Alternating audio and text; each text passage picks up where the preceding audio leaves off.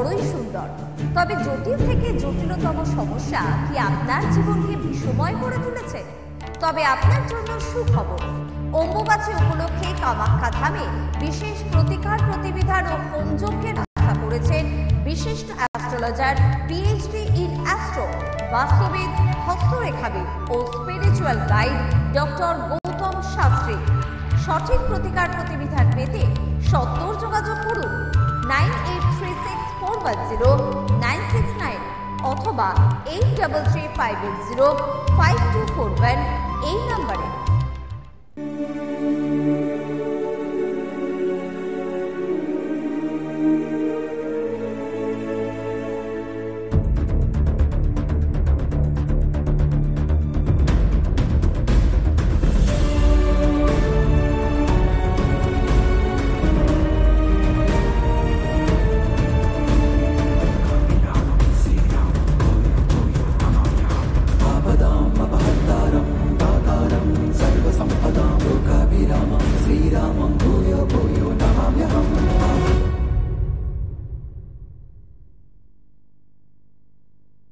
নমস্কার, সকলকে আমার আন্তরিক শুভেচ্ছা, অভিনন্দন, ভালোবাসা রইল। সকলে নিশ্চয়ই খুব ভালো আছেন।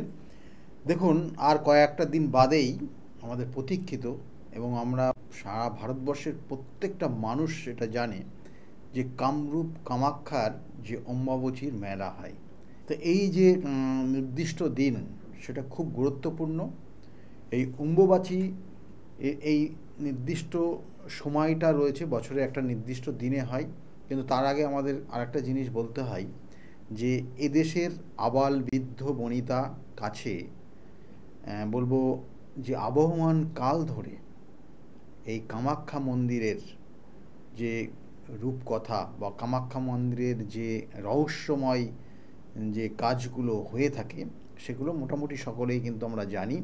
এবং সেই জন্য বলা হচ্ছে যে এই কামাখ্যা মন্দিরে যেগুলো বিগত দিনে হতো, কারণ আমরা একটা জিনিস জানি যে সতীর যে 51টা সতীর যে মৃত্যুর পর, অর্থাৎ সতী যখন যজ্ঞে নিজেকে আহুতি দিয়েছিল, আমি অবশ্যই এটা নিয়ে আলোচনা করব।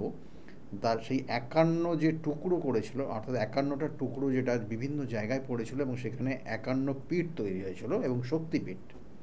এই 51 শক্তিপীঠের মধ্যে যেটা হচ্ছে যোনিপীঠ, এই কামাখ্যা কিন্তু কামাখ্যা ধামে পড়েছিল।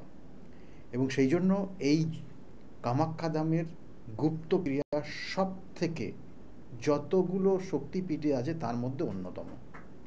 এবং এখানে সেই জন্য বলা হচ্ছে এই নির্দিষ্ট জায়গাতে বলছে যে জাদু টোনা, অশরীরী আত্মার চালন করা এবং তার সঙ্গে সঙ্গে প্রেতাত্মার চালন করা, কালা জাদু, বশীকরণ, তন্ত্র সাধনা, এটা একটা আতুর ঘর হিসাবে কিন্তু পরিগণিত।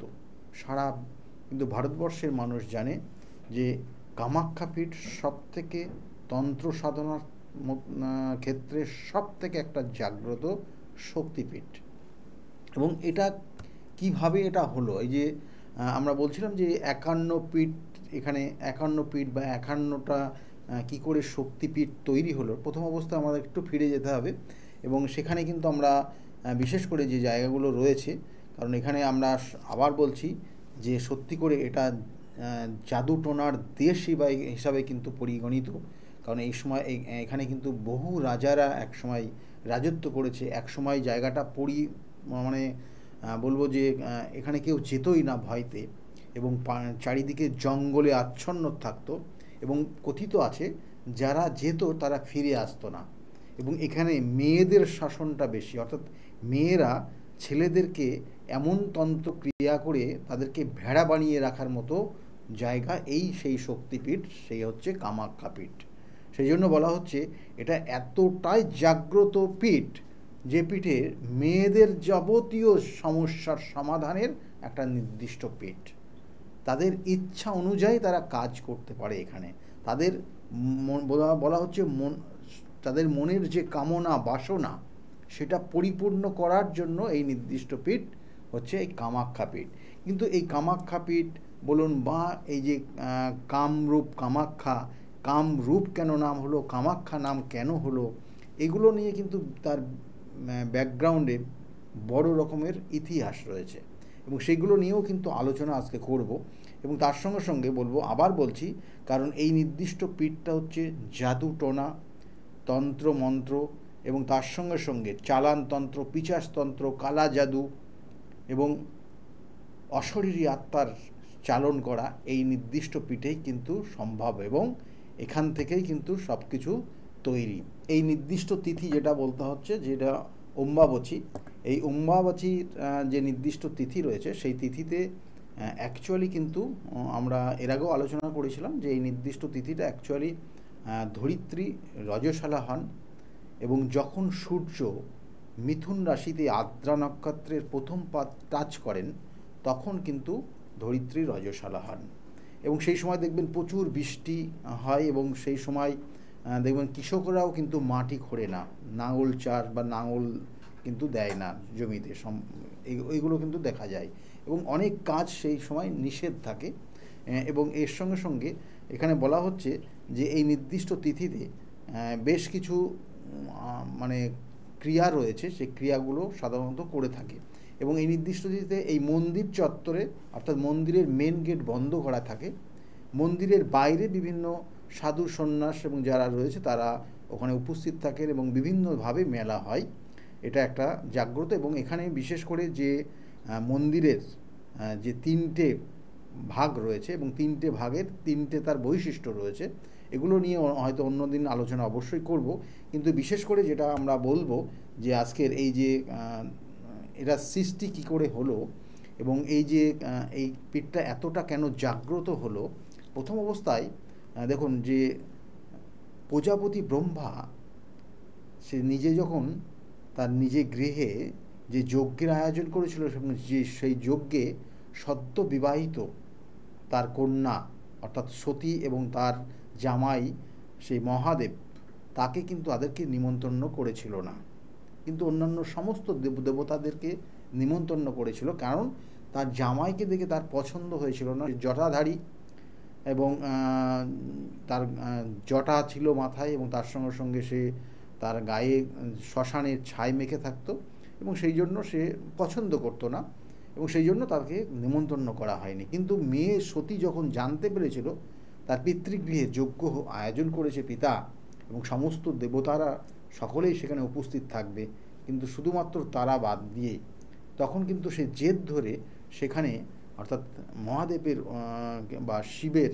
অনুমতি নিয়ে, মানে শেষ পর্যন্ত অনুমতি দিতে বাধ্য হয়েছিল শিব, এবং সেই অনুমতি নিয়ে সে কিন্তু সেখানে পৌঁছে গেছিল। গিয়ে দেখে যে এই রকম পরিস্থিতি, তারা যজ্ঞের আয়োজন করেছে। তখন তার পিতাকে যখন জিজ্ঞাসা করে, পিতা তখন তার শিবের, অর্থাৎ তার স্বামীর শিবকে অকথ্য ভাষায় বিভিন্নভাবে কিন্তু অপমানিত করে, এবং সেই অপমানের জ্বালা সহ্য না করতে পেরে মাতা সতী কিন্তু সেই অগ্নিতে বা সেই যজ্ঞে নিজেকে আহুতি দিয়েছিলেন। এবং যখন এটা শিব জানতে পারলো, সঙ্গে সঙ্গে শিব এসে সেই মৃতদেহ, অর্থাৎ মায়ের নিথর দেহটা কিন্তু সে কাঁধে নিয়ে কিন্তু সেখানে কিন্তু একটা বিরক রকমের একটা বিশৃঙ্খল জায়গা তৈরি করেছিল, এবং সেখানে মানে বলা হচ্ছে সৃষ্টি এবং স্থিতি সব কিছু স্তম্ভন করে দিয়েছিল, এবং তার সঙ্গে সঙ্গে মানে সমস্ত দেবকুল অতিষ্ঠ হয়ে গেছিল। এবং সেই মুহূর্তে নারায়ণের শরণাপন্ন হয়, বিষ্ণুর শরণাপন্ন হয়ে বিষ্ণু তার হাতের চক্রের মাধ্যমে এই সতী মাতার নিথর দেহকে 51টা টুকরে খণ্ড করেছিলেন, এবং সেই 51টা টুকরো যেখানে যেখানে ছড়িয়ে ছড়িয়ে পড়েছিল সেইখানখানে একটা করে কিন্তু শক্তিপীঠ তৈরি হয়েছে। সেই জন্য বলা হয় 51 শক্তিপীঠ।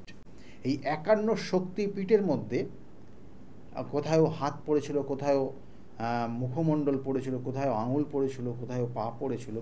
তা এইভাবে বিভিন্ন জায়গাগুলো রয়েছে, বীরভূমের বিভিন্ন জায়গা রয়েছে। এবং তার সঙ্গে সঙ্গে বলা হচ্ছে যে এই 51 পীঠের মধ্যে সব থেকে জাগ্রত পীঠ এই জন্যই বলা হচ্ছে কামাখ্যা ধাম, বা এই কামাখ্যাতে পড়েছিল, যেটা হচ্ছে কিন্তু সতী মাতার যোনিকূট। এবং এইখানে এটা গুপ্তপীঠ, সেই জন্য এতটা জাগ্রত পীঠ এই জন্যকে বলা হচ্ছে। এবং এছাড়াও বলছে, কথিত রয়েছে যে এই জনিকুটের যে প্রস্তরখণ্ড অর্থাৎ যে শিলা মায়ের কামাখ্যায় অবস্থান, অর্থাৎ কামাখ্যায় যে শিলাটা অবস্থান করছে, সেই শিলা যদি স্পর্শ করা যায় তাহলে বলছে যে অনেক মানুষের অনেক ধরনের দুর্যোগ দুর্ভোগ সেগুলো কিন্তু খণ্ডন হয়। এবং সতীর যোনির অঙ্গ পতিত হওয়ার পর এই উচ্চ পর্বতটা ধীরে ধীরে কিন্তু নিচের দিকে নামতে থাকে এবং তার যে প্রেশার, তার কারণে অর্থাৎ সেই পাহাড়টা বা সেই পর্বতটা একসময় নীল রং ধারণ করে এবং সেই জন্য এই পর্বতের নাম দেওয়া হয়েছিল এটা নীলাচল পর্বত। এবং এই নীলাচল পর্বতের এখানে বেশ কিছু কাহিনী রয়েছে, অবশ্যই আপনাদেরকে বলবো। এবং তার সঙ্গে সঙ্গে বলছে যে এখানে বিশেষ করে কয়েকটা জিনিস খুব গুরুত্বপূর্ণ, আবার বলছি যে কারণ এখানে মেয়েদের তাদের ইচ্ছা পূরণ, মেন হচ্ছে তাদের ইচ্ছা পূরণের জায়গার একটা নির্দিষ্ট পীঠস্থান এইখানে, এই নির্দিষ্ট জায়গায়। কারণ একটা সময় বলা হচ্ছে যখন দেবতারা অতিষ্ঠ হয়ে পড়েছিল, কার কারণে? কারণ এখানে ইতিহাস বলছে অতীতে কামরূপে বহু হিন্দু রাজা রাজত্ব করেছেন এখানে। এই হচ্ছে কামাখ্যা পীঠের গুরুত্ব রয়েছে। এবং তার সঙ্গে সঙ্গে আরেকটা জিনিস যেটা বলা হচ্ছিল যে স্ত্রী অর্থাৎ তার যে শিব, আর শিব এক সময় কিন্তু সে যোগী অর্থাৎ মহাযোগী হয়ে পড়লেন। কারণ তিনি তার স্ত্রী বিয়োগের পর অর্থাৎ সতীর যখন তার থেকে চলে গেল, অর্থাৎ তার প্রাণ যখন চলে গেল, তারপরে সে কিন্তু সত্যি তপস্যায় মগ্ন হয়ে গেছিলেন। এবং এই তপস্যায় মগ্ন হলেন এবং ধ্যানে, সে সবসময় ধ্যানে কিন্তু সবসময় মগ্ন থাকতেন। এই মতো অবস্থায় ওই সতীদে অর্থাৎ সতীর যে পরবর্তীতে পুনর্জন্ম হয় এবং সেই পুনর্জন্ম বলছে গিরিজা হিমালয়ের গৃহে মেনকার গর্ভে কন্যারূপে জন্মগ্রহণ করেন এক ফুটফুটে শিশু কন্যা। তার নাম দেওয়া হয়েছিল প্রথম অবস্থায় গিরিজা এবং পরবর্তীতে তিনি পার্বত কন্যা বলে তাকে পার্বতী নামে কিন্তু তাকে আখ্যা করা হয়েছিল। এবং এই ধীরে ধীরে বড় হতে লাগলো এবং এই গিরিজা বা গিরিজার কন্যা পার্বতী কিন্তু এই ধীরে ধীরে বড় হতে লাগলো। এবং অপরদিকে তারকাসুর নামে এক অসুর রাজ, সে কী করেছিল, কঠোর তপস্যা করে প্রজাপতি ব্রহ্মার কাছ থেকে একটা বর নিয়েছিলেন। যে বরে ছিল যে তাকে কোনো দেবতারা বা বিশেষ করে বলা হচ্ছে বা শিবের ঐরাসে যে সন্তান একমাত্রই তাকে বধ করতে পারবে, অন্য কোনো দেবতা তাকে বধ করতে পারবে না। কিন্তু পরিস্থিতি এমনই জায়গা ছিল, শিব তো ধ্যানে মগ্ন ছিল এবং তিনি বৈরাগী হয়ে গেছিলেন এবং তার কোনো সংসার ছিল না, তাহলে সন্তান আসবে কোথার থেকে শিবের? কিন্তু এইদিকে গিরিজা কন্যা পার্বতী ধীরে ধীরে সে বড় হতে লাগলো এবং তার মুখের ছাপটা ঠিক সতীর মতোই ছিল।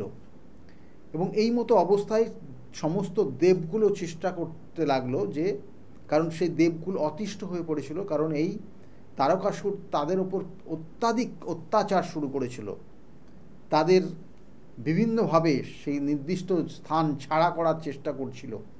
এবং তখন তারা চেষ্টা করলো যে কিভাবে কি করা যায় এবং তারা একটা নির্দিষ্ট জায়গায় বসে সিদ্ধান্ত নিয়েছিল যে শিবের সঙ্গে আবার কিন্তু বিবাহ দিতে হবে পার্বতীর, যে পার্বতী ধীরে ধীরে বড় হচ্ছে এবং পরবর্তীতে সেই শিবের সেই ধ্যানকে ভাঙানোর জন্য, শিবের মধ্যে কাম শক্তি বাড়ানোর জন্য কিন্তু কামদেবকে আহ্বান করেছিল।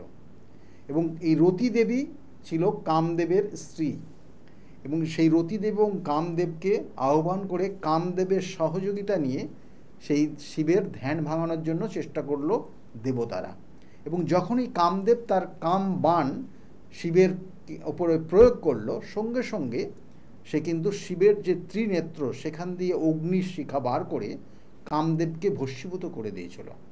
কিন্তু ভস্মীভূত করার পরেও শিব যখন সামনে দেখল যে তার সতীর মতো মুখের চেহারা একটা বালিকা রয়েছে এবং তার নাম হচ্ছে পার্বতী, তখন তার মনে কিন্তু একটা আশা জেগেছিল, তার মনে কিন্তু একটা চেঞ্জ এসেছিল এবং তারপরে তার ওপর যেহেতু কাম বাণ প্রয়োগ করা ছিল এবং পরবর্তী টাইমে সেই কিন্তু সেখান থেকে সেই স্থান পরিত্যাগ করে সেই শিব।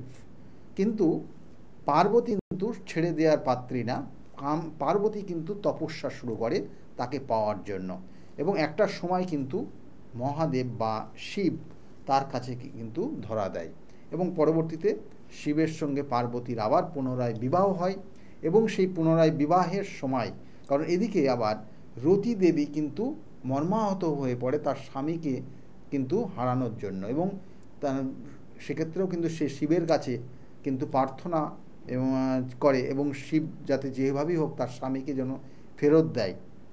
এবং যখন পার্বতীর সঙ্গে শিবের বিবাহ হয় পরবর্তীতে, তখন কিন্তু শিব খুব আনন্দে ছিল এবং সেই আনন্দের ছলে কিন্তু তাকে কিন্তু তা অর্থাৎ ওই রতি দেবীর যে স্বামী অর্থাৎ কামদেব, সেই কামদেবের কিন্তু পুনর্জন্ম দিয়েছিলেন এবং পুনর্জন্ম যখন দিয়ে দেয় তখন দেখে যে তার আগের মতো চেহারা নেই, তার গায়ের বর্ণ সে দগ্ধ অবস্থায় আছে। তখন রতি দেবী খুব বিনতিভাবে শিবের কাছে বলে এবং শিব বলে যে তোমার একটা জায়গায় এখনও কাজ বাকি আছে, তুমি সেই কাজটা করলে তোমার আগের পুনর্জন্ম অর্থাৎ তোমার আগের যে জন্ম ছিল, আগের যে তোমার চেহারা ছিল, সেই চেহারা তুমি ফিরে পাবে। এবং বলছে যে তখন বললো যে ঠিক আছে আজ্ঞা করুন এবং সেই আজ্ঞাবশে তিনি বলেছিলেন তখন অর্থাৎ শিব তাকে বলল কামদেবকে যে 51 পীঠের মধ্যে বা 51টা যে খণ্ড টুকরো বা 51টা যে শক্তিপীঠ তৈরি হয়েছে তার মধ্যে একটা পীঠের এখনও সেইভাবে প্রচার হয়নি, সেটা হচ্ছে সতী মায়ের যেখানে জনিকুটটা পড়েছিল এবং সেখানে তুমি যাও এবং সেখানে গিয়ে তপস্যা করে সেই জায়গাটাকে জাগরণ করো।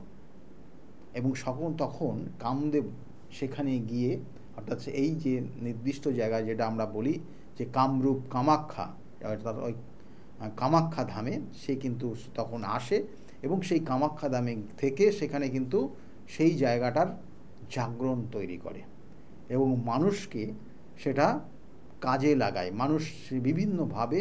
সেই জন্য বলা হচ্ছে এই জায়গাটা কামাখ্যা তন্ত্র অর্থাৎ এখানে কাম শক্তির অবস্থান রয়েছে এবং এই যে কামদেবের এই জায়গাটাকে সে প্রকাশ্যে নিয়ে এসেছিল বলেই এই জায়গাটার নাম দেওয়া হয়েছিল কিন্তু কামাখ্যা।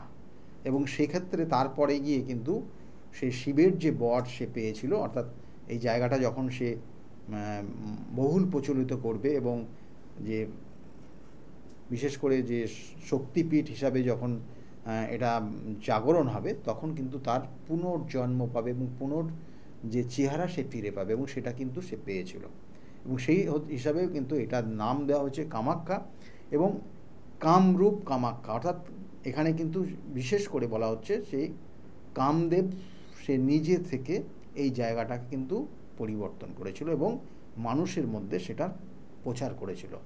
এটা তো অবশ্যই নির্দিষ্ট স্থান এবং আবার বলছি কারণ এই নির্দিষ্ট স্থানটা একটা সময় জঙ্গলে পরিচ্ছন্ন ছিল, জঙ্গল চারিদিকে জঙ্গল ছিল এবং এই জঙ্গলের অনেক মানুষ যারা যেত তারা ফিরে আসতো অনেক কম, অর্থাৎ 100 জনের মধ্যে খুব কম সংখ্যা মানুষ তারা ফিরে আসতে পারত। কারণ এখানে ভূত পেত থেকে আরম্ভ করে বিভিন্ন ধরনের কিন্তু জন্তু জানোয়ার বিভিন্ন ধরনের কিন্তু জিনিস এখানে থাকতো। সেই জন্য এখানে একসময় নরবলিও হতো। এখনও যেটা প্রচলিত রয়েছে পশু বলি হয়, মহিষ বলি হয় এবং তার সঙ্গে সঙ্গে কিন্তু ছাগ বলি হয় এবং তার সঙ্গে সঙ্গে পায়রা সেগুলো অনেক সময় বলি হয়, অনেক সময় সেখানে উড়িয়ে দেওয়া হয়, বিভিন্ন এক এক ধরনের তন্ত্রক্রিয়ার সেখানে হয়। অনেক সময় দেখা যাচ্ছে যে অনেক কিছু বলি না হয়ে সেখানে ছেড়ে দেওয়া হয়। এগুলো কিন্তু বিভিন্ন মানুষের বিভিন্নভাবে যেগুলো তারা যেভাবে জিনিসটাকে মেনে নেয় সেইভাবেই করে এখানে ক্রিয়াগুলো। এবং তার সঙ্গে সঙ্গে বলা হচ্ছে এই তন্ত্রপীঠ বা এই যে গুপ্তপীঠটা রয়েছে সমস্ত, কারণ আমরা জানি যে তন্ত্রশাস্ত্র সবসময় গুপ্তপীঠ, গুপ্তভাবে করার শ্রেয়। সেই জন্য এই নির্দিষ্ট পীঠে যে কোনো কাজ করলে পরে সেখানে সাকসেস হয়, কারণ শক্তিপীঠের মধ্যে এটা একটা এমন পিঠ যেটাতে কোনো কিছু বাধা বিপত্তি নেই এবং যে কোনো কাজের ক্ষেত্রে এখানে সাকসেস পাওয়া যায়। সেই জন্য এতটা জাগ্রত এই পীঠ, এবং এই পীঠে বিশেষ করে বলা হচ্ছে কামাখ্যা, অর্থাৎ আমাদের জীবনের যেটা পাওয়া উচিত, আপনি যেটা আশা করছেন সেটা পাচ্ছেন না, সে হতে পারে আপনার ভালোবাসা, সে হতে পারে আপনার কোনো অ্যাচিভমেন্ট, সে হতে পারে আপনি কাউকে হয়তো পছন্দ করেন তাকে পাওয়ার বিষয়, আবার হতে পারে হয়তো আপনার পরিচিত জায়গা আপনাকে সেই জায়গাটা তার গুরুত্বটা দিচ্ছে না, হয়তো আপনার সেই চাওয়া পাওয়ার জায়গা রয়েছে। কামনা বাসনা শুধু কি সেই জায়গাটা দেয়? আপনার কামনা, আপনার বাসনা কি আছে, আপনার মনের ইচ্ছা কি আছে, সেই মনের ইচ্ছা পূরণের জন্য এই নির্দিষ্ট স্থান রয়েছে, সেই হচ্ছে কামাখ্যা তন্ত্র বা কামাখ্যা নির্দিষ্ট পুজো পাঠ। এবং এই জায়গাগুলো তার অনেক জাতক জাতিকার অনেক ধরনের সমস্যা, কারোর ক্ষেত্রে দেখা যাচ্ছে দাম্পত্য জীবনের অশান্তি, কারোর ক্ষেত্রে সন্তান নিয়ে সমস্যা, কারোর ক্ষেত্রে দেখা হলো তার জীবনের যে অ্যাচিভমেন্ট, সে একটা নির্দিষ্ট জায়গায় সে নিজেকে নিয়ে যেতে চায় কিন্তু পেরে উঠছে না, কখনো শত্রুতার কবলে পড়ে সেই জায়গাগুলো নষ্ট হচ্ছে, কোনো কোনো জাতক জাতিকার বিবাহ হওয়ার ক্ষেত্রে বাধা তৈরি হচ্ছে, বিবাহটা হওয়ার কথা ছিল লাস্ট মোমেন্টে গিয়ে ব্রেক করে যাচ্ছে, হয়তো একটা জাতক জাতিকা তাদের মধ্যে রিলেশনটা অনেক দিনের রয়েছে কিন্তু লাস্টে গিয়ে বিবাহের জায়গায় গিয়ে বাধা হচ্ছে, আদৌ কি বিবাহ হবে, এই রকম মুভমেন্ট অনেক জাতক জাতিকার রয়েছে। বয়স পার হয়ে গেছে, সেক্ষেত্রে বিবাহ কি হবে, তার মধ্যে সেই জায়গাটা, সেই পরিপূর্ণতা আসছে না, তার নিজের মধ্যে সেই জায়গাটা সমস্যা তৈরি হচ্ছে। দেখুন, কামনা বাসনা জন্মছকের গ্রহ নক্ষত্রেরও কানেকশন অবশ্যই দেয়, যেটা শুক্র গ্রহ। একটা জাতক জাতিকার শুক্র যদি বলবৎ না থাকে, বিশেষ করে জাতকের ক্ষেত্রে শুক্র যদি বলবৎ না থাকে, তাহলে তার ক্ষেত্রে কিন্তু সেক্সুয়াল ম্যাটার থেকে আরম্ভ করে তার সুখ শান্তি সমৃদ্ধি সবটাই কিন্তু বিলুপ্ত জায়গায় চলে যায়। তাহলে সেই শুক্রকে জাগরণ করা, গ্রহের জাগরণ, সেটা হচ্ছে কামাখ্যা পীঠ। দেখুন, আরেকটা জিনিস বারবার বলছি, অনেক সময় দেখবেন যে মায়া বলে অনেক কিছু করতে চান না আপনি, হয়তো আপনার মধ্যে আপনার কর্মের জায়গায় সাকসেস আসছে না, আপনি হয়তো অনেক দিন ধরে একটা কাজের মধ্যে লিপ্ত রয়েছেন কিন্তু আপনার ক্ষেত্রে প্রমোশন হচ্ছে না, আপনার কর্মের জায়গায় কোথাও না কোথাও বাধা হচ্ছে। এটা একটা জায়গা, যেমন আমি বারবার বলছি, আবার বলছি, কিন্তু মেয়েদের ক্ষেত্রে এখানে সব থেকে গুরুত্ব বেশি, অবশ্যই প্রত্যেকের ক্ষেত্রে জাতক জাতিকা নির্বিশেষে, কিন্তু মেয়েদের গুরুত্ব কিন্তু বেশি। আবার বলছি, কারণ এখানে এক সময় ছেলেদেরকে মেয়েরা ভেড়া বানিয়ে রাখত তন্ত্র ক্রিয়ার মাধ্যমে, কারণ এখানে যে তন্ত্র প্রয়োগ হয় সেটা কালা জাদুর থেকে আরম্ভ করে পিচাস তন্ত্রের থেকে আরম্ভ করে আপনার ক্ষেত্রে দেখা গেল যে বিভিন্ন ধরনের যে শ্মশান তন্ত্র, এবং তার সঙ্গে সঙ্গে যে বিভিন্ন যে জাদুটোনা, সবগুলো কিন্তু এখানে প্রয়োগ হয়। এবং সেই জন্য বলা হচ্ছে সমস্ত তন্ত্রের আতুরঘর এই কামাখ্যা, এবং সেই জায়গাতে বসে কাজ করা এবং এই নির্দিষ্ট সময়ের মধ্যে খুব খুব গুরুত্বপূর্ণ। এবং এই নির্দিষ্ট তিথিতে আপনারা আরও অনেক কিছু জানেন, যে এই সময়ে এখান থেকে যে প্রসাদ হিসাবে যেটা পাওয়া যায়, মায়ের রক্ত বস্ত্র, এবং সেটা বাড়িতে রাখলে যথেষ্ট কিন্তু গুরুত্ব রয়েছে, জীবনের উন্নতির ক্ষেত্রে কিন্তু এটা অবশ্যই সহযোগিতা করে। এবং এর সঙ্গে সঙ্গে বলবো যে বিগত দিনেও আমার কাছে বহু মানুষ এসছে, তারা কিন্তু আজকের জায়গায় দাঁড়িয়ে ভালো জায়গা তারা আছে, কারণ তাদের মুখ থেকে আপনারা অবশ্যই শুনবেন তারা কতটা আজকের জায়গায় ভালো আছে। তাদের ক্ষেত্রে কিন্তু বিভিন্ন প্রয়োগ, আমার ক্ষেত্রে কিন্তু আমি যেমন প্রয়োগ করি, যখন যার যেটা প্রয়োজন হয় সেই অনুযায়ী, কখনো কামাখ্যা তন্ত্রের প্রয়োগ রয়েছে, কামাখ্যা ধামে গিয়ে করা হয়, কখনো বেনারসে গিয়ে করা হয়, কখনো তারাপীঠেও করা হয়, কখনো যোগ, নির্দিষ্ট যোগ তিথি নক্ষত্র দেখে কাজ করা হয়। আমি তো বারবার বলি যে আপনার জন্মছকের যে কানেকশন অনুযায়ী যে তিথি নক্ষত্র ধরে কাজ করলে আপনার উপকার হবে, আপনি যে জীবনের যেটা পাচ্ছেন না, যে বাধাটা হয়ে আছে সেটা কাটানো যাবে, সেই অনুযায়ী কাজ করি। তবুও বলবো আগামী যে তিথিটা রয়েছে অবশ্যই সেটাকে কাজে লাগান এবং সকলে ভালো থাকুন। আজকের মতো এই পর্যন্তই। আর শুনতে থাকুন বিগত দিনে যারা এসেছিল তারা কতটা আজকের জায়গায় ভালো আছে। নমস্কার। ডক্টর গৌতম শাস্ত্রী আর 5 জন অ্যাস্ট্রোলজারের থেকে কেন তিনি আলাদা? স্বাভাবিকভাবে আপনাদের মনে এই প্রশ্ন আসতেই পারে। দূর দূরান্ত থেকে নানান সমস্যায় জর্জরিত মানুষ ছুটে আসে তার কাছে। গ্রহদোষ হোক কিংবা কাল সর্পদোষ, অথবা ধরুন মাঙ্গলিক দোষ কিংবা অন্য যে কোনো সমস্যা, তারা জানেন সব সমস্যা স্থায়ী সমাধানে এক এবং অদ্বিতীয় ডক্টর গৌতম শাস্ত্রী। চলুন আজ আপনাদের সাথে পরিচয় করিয়ে দিই এমন কিছু মানুষের এবং শুনে নিই তাদের কথা। আমি সোমনাথ মজুমদার, কল্যাণীতে থাকি। আমি গৌতম বাবুর কাছে দীর্ঘদিন ধরে আসি। ওনার ব্যবহার, ওনার কার্যক্রম আমার জীবনের জন্য যথেষ্ট প্রভাব বিস্তার করেছে। বিশ্বাস করি, ভরসা করি এবং ভবিষ্যতে ওনার মত অনুযায়ী চলতে পারবো বলে। আপনার নাম? আমার নাম ছায়া গুপ্তা। কোথা থেকে আসছেন? আমি ভদ্রেশ্বর থেকে এসেছি। এখানে এসে কোনো উপকার পেয়েছেন? প্রচুর উপকার পেয়েছি। আমার যে কোনো সমস্যা ছিল, সমস্যার সমাধান হয়েছে এবং আমি ছাড়াও আদার্স অন্য কারোকে নিয়ে এসেছি, তারাও উপকার পেয়েছেন বা পাচ্ছেন। আগামীকালও যারা আসবেন তারা উপকার পাবেন। আপনাদেরকে অনুরোধ করছি, যার যে কোনো সমস্যা আছে এসে গৌতম শাস্ত্রীর সঙ্গে যোগাযোগ করুন। আপনার নাম? আমার নাম সুচিত্রা দাস। আমি পায়রাডাঙ্গা থেকে এসেছি। এখানে কিভাবে এলেন? এখানে একজন আমাকে খবর দিয়েছিল, আমার সঙ্গে চেনা পরিচিত, সে এসেছিলেন। তা আমাকে বললো যাও, ইনি এখানে গেলে কাজ হবে। তার সূত্র ধরেই আসা এখানে। উপকার পেয়েছেন? হ্যাঁ, আমি এসেছি আমার 2 ছেলের জন্য, আমার নিজের জন্য। আছি, ভালো আছি। তার মানে আপনি যার রেফারেন্সে এসেছেন তিনি প্লাস আপনি, আপনারা সবাই উপকৃত হয়েছেন, তাই তো? হ্যাঁ, উপকৃত আছি। আপনার নাম? কোথা থেকে এসেছেন? শিবানী কর্মকার। আমি এই দমদম অঞ্চল থেকে এসেছি, মানে বাঙুর থেকে এসেছি। এখানে কিভাবে জানতে পারলেন? আমি ফেসবুকের মাধ্যমে জানতে পেরেছি ডক্টর গৌতম শাস্ত্রীর কথা। উনি হাতিবাগানেও বসেন, সেখানেই আমি গিয়ে যোগাযোগ করেছি আর কি। যোগাযোগ করার পর আমি ওনার বাড়ি কাঁচরাপাড়া এসেছি ওই রটন কালী পুজোর উপলক্ষে পুজো পাঠে যোগদান করার জন্য। আমার এসে বেশ ভালো লেগেছে। ওনার এখানে সবাই কি বলবো, ভক্তি সহকারে মানে নিজের ওনার উনি যা বলেন মোটামুটি ভালোই উপকার হয় মানুষের। শুনেই আমি এসেছি। আমিও প্রথম এলাম, এসে দেখছি চারিদিকে জনসমুদ্র, থেকে খুব ভালো লাগছে। আশা করি আমি যে উদ্দেশ্য নিয়ে এসেছি সেটা নিশ্চয়ই কার্যকরী হবে, এই আশা রাখি আর কি ডক্টর গৌতম শাস্ত্রীর কাছে। নমস্কার, আমি শর্মিষ্ঠা। আমি দীর্ঘ 5 বছর ধরে গৌতমদার কাছে আসি।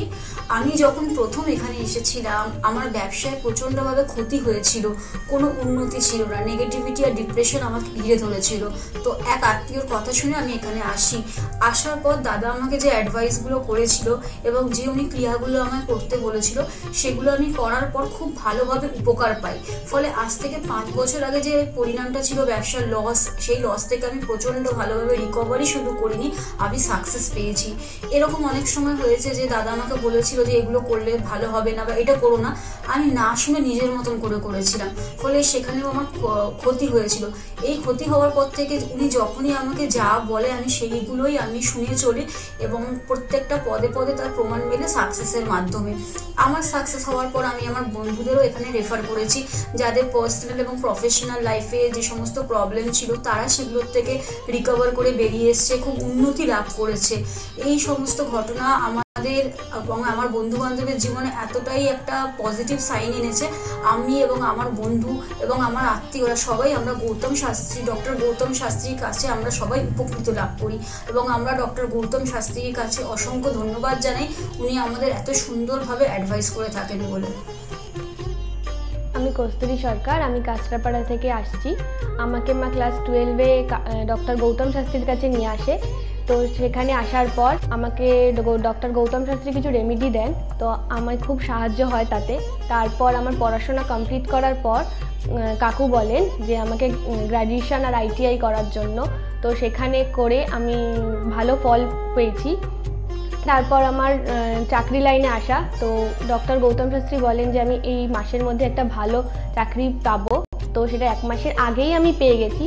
তো আজকে সেটাই জানাতে এসেছি কাকুকে যে আমি চাকরি পেয়েছি। তো আপনারাও যদি আসতে চান, ভালো ফল পেতে চান, কাকুর সাহায্য পেতে চান, তো আপনারাও আসুন। আশা করি আপনারাও ভালো ফল পাবেন এবং সাহায্য পাবেন। নমস্কার। নমস্কার, আমি জয়িতা গুহু। আমি গত এপ্রিল মাস থেকে খুব সমস্যায় পড়েছিলাম। আমার কাজের দিক থেকে সমস্যা ছিল, বসের সাথে এবং পারিপার্শ্বিক আমার যে কলিগরা ছিল তাদের সাথে খুবই সমস্যা জড়িত হয়েছিলাম।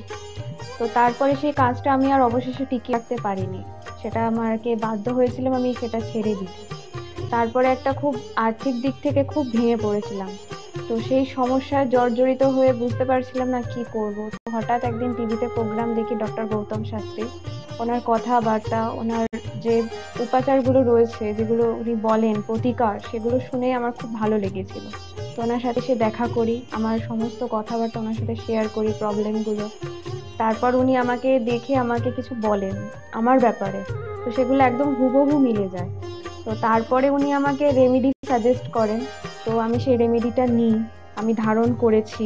তো ধারণ করার পর আমি আস্তে আস্তে নিজের মধ্যে একটা চেঞ্জ দেখতে থাকি। তো এবং আমি গত আগস্টের 27 তারিখে একটা জব পেয়েছি যেটা আমার মনের মতো। এখানে আমার ডেজিগনেশন, আমার স্যালারি, আমার মনের মতো লোকেশন আমি এখানে পেয়েছি, মানে এটাতে আমি বিশেষভাবে আপ্লুত। তো সের জন্য অসংখ্য ধন্যবাদ ডক্টর গৌতম শাস্ত্রীকে। আমি প্রসেনজিৎ দাস, আমার বাড়ি কাস্তাপাড়া।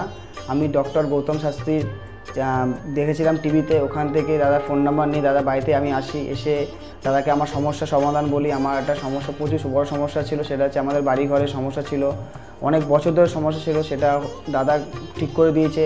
এখন সেটা আমি বাড়ি করতেও চলেছি। তার সাথে সাথে আমার ব্যবসা বাণিজ্য কিছুই করতাম না, এমনি একটা নর্মাল কাজ করতাম। কাজ করার পর আমি এখন ব্যবসা বাণিজ্য উন্নতি হয়েছে, প্লাস দাদা যে প্রতিকারগুলো দিয়েছে সেগুলোকে আমরা এক্সপেক্ট করেছি। দাদার সাথে খুব ভালো ব্যবহার হয়েছে। এখন আপনারাও আসুন, এসে দাদাকে সমস্যা সমাধানের কথাগুলো বলুন, দাদা অবশ্যই আপনার সমাধান করে দেবে। ডক্টর গৌতম শাস্ত্রীর চেম্বারে আপনি কতদিন আসেন? আমি প্রায় 2.5-3 বছর ধরেই এখানে মানে রেগুলারলি আসছি। মোটামুটি আমার যখনই অসুবিধা হচ্ছে আমি তখনই চলে আসছি। আপনি কোন চেম্বারে দেখিয়েছেন? আমি এখানকার কাঁচরাপাড়া চেম্বারে। কাঁচরাপাড়া চেম্বারে দেখিয়েছেন, মানে আপনি যে সমস্যাটা নিয়ে এসেছেন ওটা কি আপনার কিওর হয়েছে? হ্যাঁ, আমি প্রথমে যে সমস্যাটা, পড়াশোনার সমস্যা নিয়ে প্রবলেমে পড়ে ওনার কাছে এসেছিলাম, তা মোটামুটি আমার যত দিন যাচ্ছে ইমপ্রুভ হচ্ছে আস্তে আস্তে। না, আপনার কাজ হয়েছে এটাই বলতে চাইছেন, তাই তো? Thank you. আমার নাম অয়ন দাস, আমি শ্রীরামপুর থেকে আসছি। আমি বেসিক্যালি এখানে এসেছিলাম গত 1 বছর আগে আমার পড়াশোনা এবং কাজবাজের জন্য।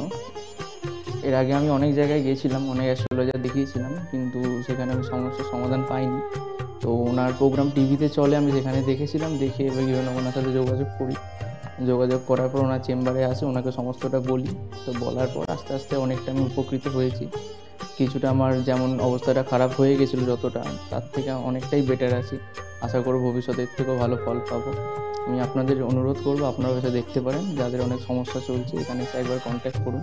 ওনার শো চলতে থাকে টিভিতে, ওখান থেকে যোগাযোগ করতে পারেন ওনার সাথে, অবশ্যই আপনারা ফলাফল পাবেন। Hi everyone, I'm Simranpreet Kaur. I'm an actress. 2018-এ তার আগে আমার খুব খারাপ সময় যাচ্ছিল।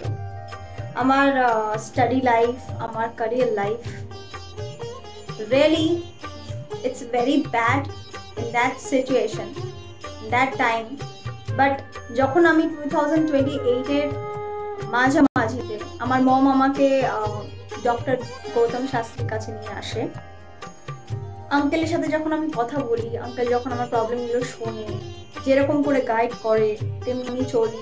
তারপরে ধীরে ধীরে আমার প্রবলেমগুলো ম্যাক্সিমাম 90%, জাস্ট আমি বিলিভ করতে পারিনি যেটা সত্যি হবে। রেজাল্টটা খুবই ভালো ছিল, আর এরকম রেজাল্ট হবে আমি জানতাম না। এখন আমি একটা ভালো আমার ক্যারিয়ার চলছে। আমার স্টাডি লাইফের মধ্যে অনেক প্রবলেম ছিল, অনেক প্রবলেমস, আমার ফ্যামিলি লাইফেও খুব প্রবলেম ছিল, সব প্রবলেম মানে গায়েব হয়ে গেছে।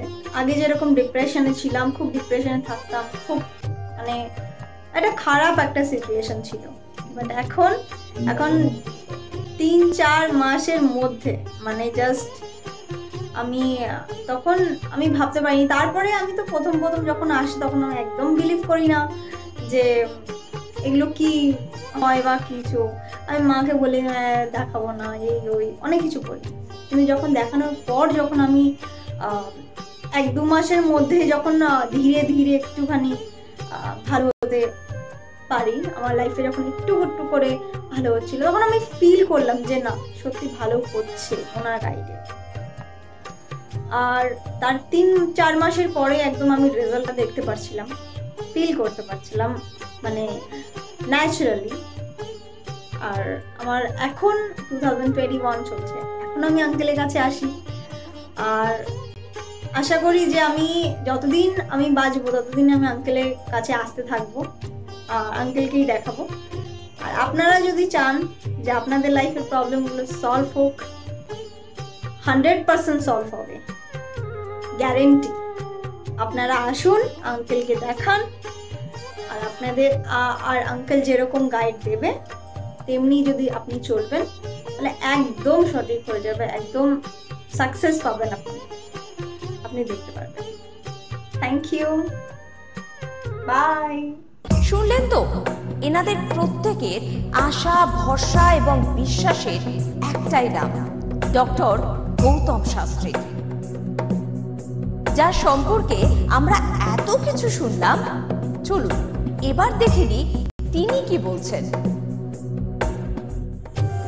আজকের যে ফিডব্যাক আপনারা পাচ্ছেন এগুলো কিন্তু আমার সবটাই আমার গুরুদেবের আশীর্বাদ। কারণ গুরুদেব আমাদেরকে একটাই জিনিসই বলেছিলেন যে যেভাবেই হোক মানুষকে উপকার করলে তোমার কিন্তু আগামী দিনে দেখবে তোমার মানুষ কিন্তু তোমার পাশে এসে দাঁড়াবে। এবং সেইভাবেই আমি কিন্তু যেভাবে সকলের উপকার বা আমি যতটা কাজ করছি সকলে উপকৃত হচ্ছে, এবং এর জন্য আমিও কিন্তু খুব আনন্দ পাই যখন তারা বলে যে না দাদা আমি আপনার এই কারণে এই জন্য এসেছিলাম, এই কাজটা আমি পেয়ে গেছি। সুতরাং আমিও চাই যে এইভাবে মানুষের পাশে থেকে মানুষকে সহযোগিতা করে মানুষকে আরও ভালো জায়গায় পৌঁছে দেওয়া। যাদের খুব দুঃখের মধ্যে কষ্টের মধ্যে আছে তাদেরকে কিছুটা গাইড করে তারা যদি আরও ভালো জায়গায় যেতে পারি এবং ভালো জায়গায় তাদেরকে যদি নিয়ে যেতে পারি, এটাই হচ্ছে আমার মেন উদ্দেশ্য। অর্থাৎ তারা যদি আরও ভালো জায়গায় যেতে পারে সেখান থেকে যে আনন্দ উপভোগ করতে পারবো আমি, সেটা কিন্তু চিরস্থায়ী থেকে যাবে।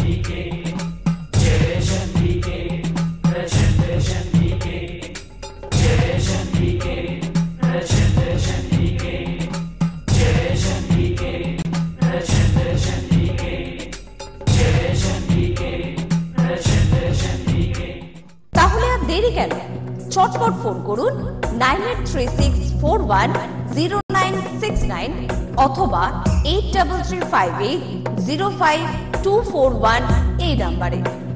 শুধুমাত্র একটি ফোন যা পাল্টে দিতে পারে আপনার গোটা জীবন।